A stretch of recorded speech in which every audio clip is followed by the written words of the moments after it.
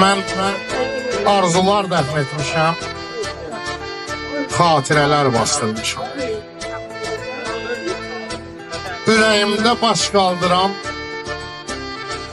hisslərimi susturmuşam.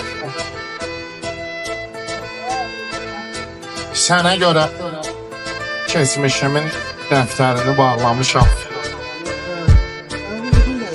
Sənə görə sızlamışam, göynəmişəm, ağlamışam. Sən də bir gün mənə görə göz yaşları axıtmasan, mənə görə keçmişini unutmasan, özüm unudaram sən.